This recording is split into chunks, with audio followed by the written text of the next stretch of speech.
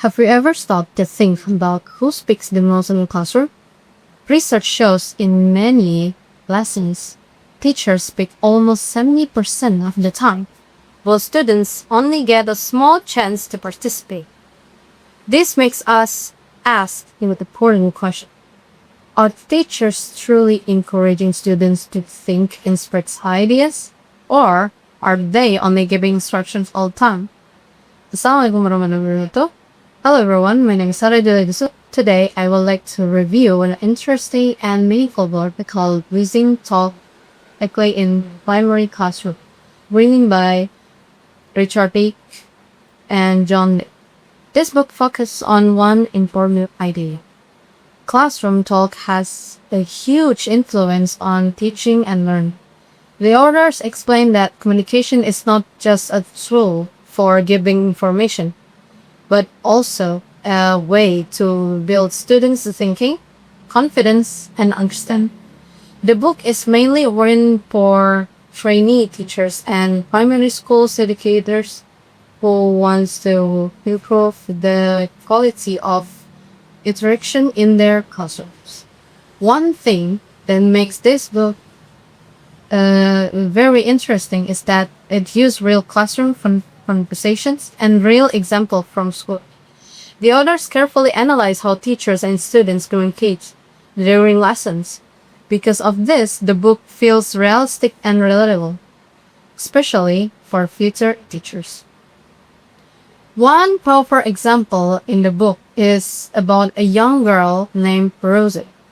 At home, Rosie speaks actively and confidently with her mother while discussing how to tell calm.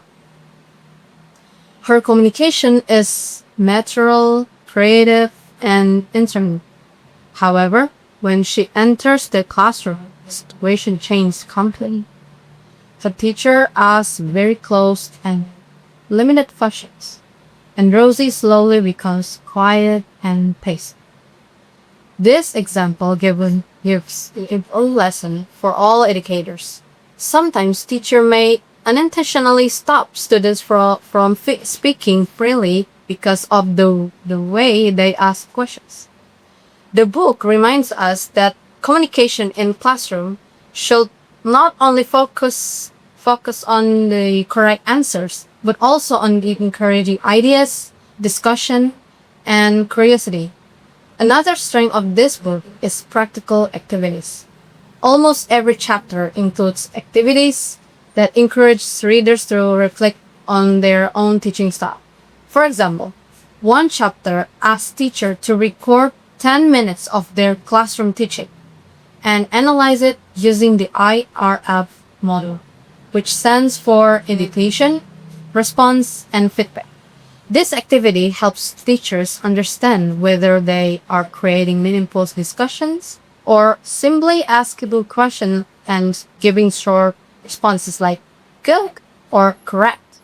It encourages teachers to become more aware of their own communication habits and improve them. The book also useful because it applies to many different subjects, not only English or language learning. The others include examples from science, mathematics, literacy, information technology, and even religious education. They explain that every subject needs a different type of classroom tone. For example, in science lesson, students should be encouraged to make prediction, ask questions, and test ideas. In religion education, teachers should create space for our students to discuss difficult and meaningful questions about life and values. This shows that teaching is not a one method fits all activity. Teachers need to adjust their communication style depending on the lesson and students' needs. However, the book also has several weaknesses. First, it focuses heavily on the British education system. The authors often mention British educational policies, inspections, and even curriculum programs. For readers from other countries, including Indonesia, Some of this discussion may feel unfamiliar and difficult to connect with local educational systems. Second, some theoretical parts are quite difficult to understand. The book discusses ideas from experts such as Lev Vygotsky and Basil Bernstein, especially about language development and communication styles. For beginner teachers, this academic discussion may feel too complex and tiring for reading. Another weakness is that the book was published in 2009, so some educational examples are outdated. Some classroom structures discussed in the book are more rigid than modern teaching approaches today, which now focus more on flexible student-centered learning. Even so, I still believe that this book is extremely valuable for future teachers and educators. It teaches us that words are powerful tools in an education. A teacher's question can either encourage students to think deeply or make them afraid to speak. As future teachers, we should remember that teaching is not only about delivering information. It is also about listening, guiding discussion, and helping students develop confidence in expressing their ideas. This book helps teachers understand the hidden power of classroom communication.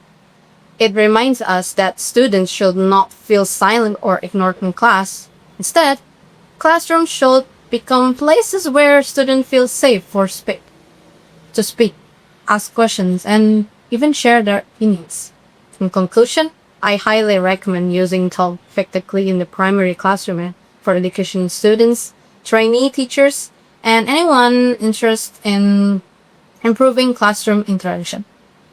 The book may have some difficult and outdated parts, but its main message is still very important today. When teachers improve the way they communicate, they also improve the way students are. Thank you very much for listening to my book review. I hope this video helps us realize how important communication is in education. So keep learning, keep asking questions, and keep encouraging students to use their voices and cooperate. Assalamualaikum warahmatullahi wabarakatuh.